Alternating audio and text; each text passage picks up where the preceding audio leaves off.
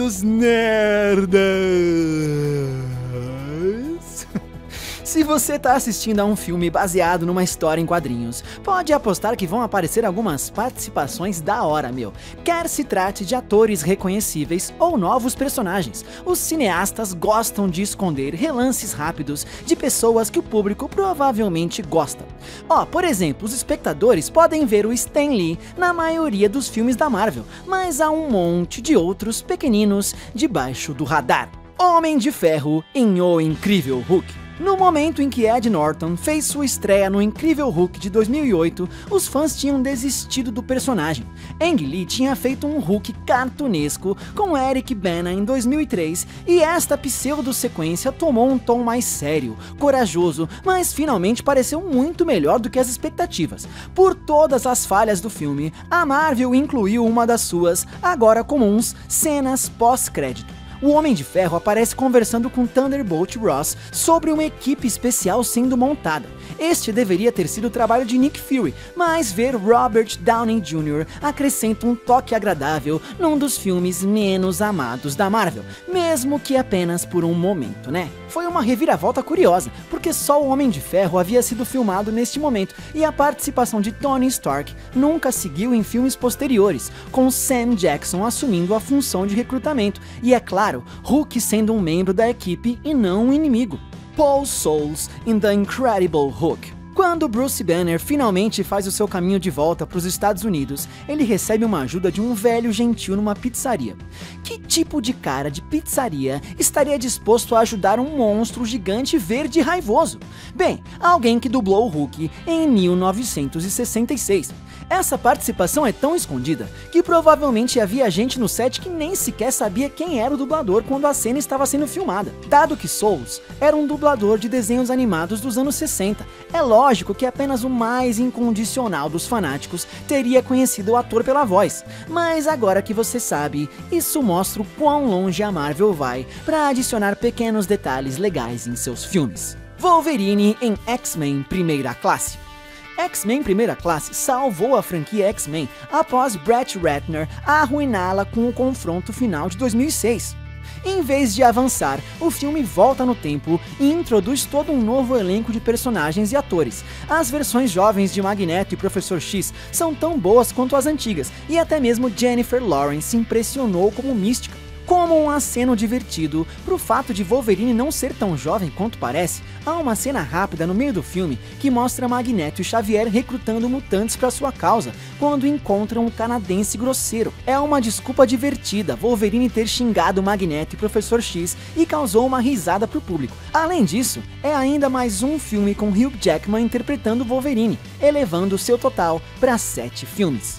Rebecca Romijn em X-Men Primeira Classe. Como já dito, X-Men Primeira Classe tenta dar continuidade à franquia anterior, e uma das inclusões mais divertidas é um encontro entre a antiga e a nova Mística. Jennifer Lawrence tenta seduzir o Magneto, Michael Fassbender, que responde, quem sabe daqui a alguns anos, e a jovem prontamente se transforma na modelo que interpretou a Mística nos filmes anteriores. A cena é muito rápida e sem créditos, e também faz uso de Rebecca Romijn sem maquiagem, para que nós possamos ver a sua beleza natural, sem a tonalidade azul que estamos acostumados.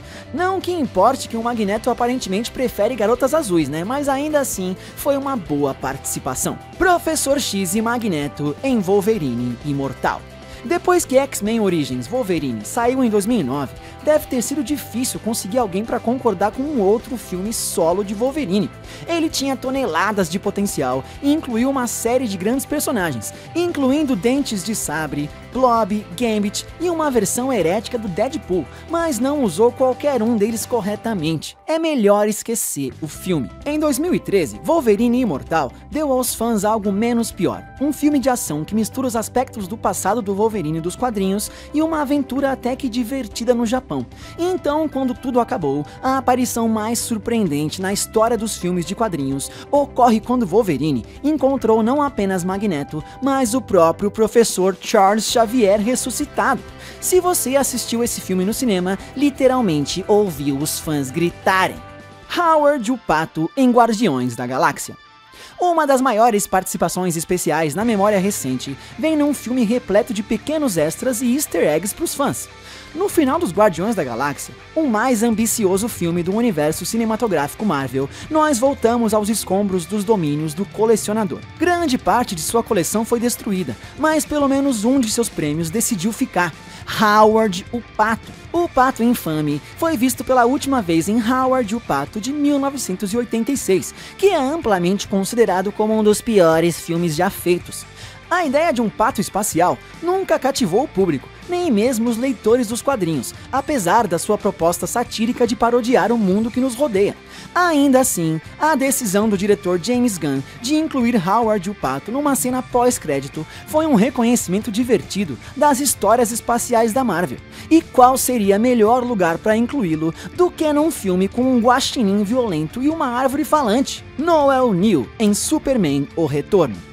No início de Superman: O Retorno, somos apresentados não apenas a Kevin Spacey como Lex Luthor, mas também a uma viúva rica que casou-se com o gênio do mal e foi enganada pela sua fortuna. A senhora idosa que interpreta sua esposa é vista apenas por um momento, mas um verdadeiro fã de Superman pode ter reconhecido seu rosto. A noiva de Luthor não é outra senão Noel Neill, a Lois Lane original da década de 50. Na verdade, a primeira vez que ela interpretou Lois Lane foi em 1948.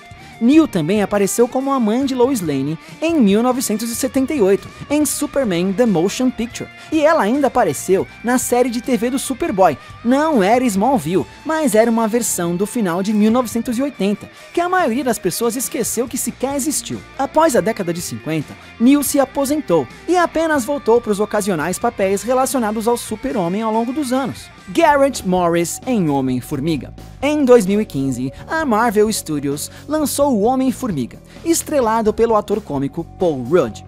Considerando o quão obscuro o Homem-Formiga é em termos de impacto cultural, você pode ser surpreendido ao saber que o filme contém a participação do único outro ator que realmente fez o papel do herói antes. Se você tá aí coçando a cachola, vamos de volta para 1979, quando Saturday Night Live apresentou uma cena chamada Festa dos Super-Heróis. Na cena, Superman e Lois Lane fazem um coquetel com convidados como Flash, Hulk, Homem-Aranha e Mulher Invisível, todos interpretados por vários membros do elenco do show. E lá, entre os mais famosos personagens de quadrinhos, estava o Homem-Formiga, interpretado por um dos membros do elenco original, Garrett Morris. O diretor de Homem-Formiga, Peyton Reed, colocou Morris no papel de um motorista de táxi confuso, cujo carro é atingido pelo herói enquanto testa seu super traje. Para um herói pequeno, essa aparição paga um enorme respeito ao primeiro Homem-Formiga do mundo. E é isso aí, nerds! Valeu por terem visto o vídeo até o final, e se puderem ajudar com seu joinha, vai ser a melhor participação especial que a gente pode esperar de vocês. Até a próxima, galera!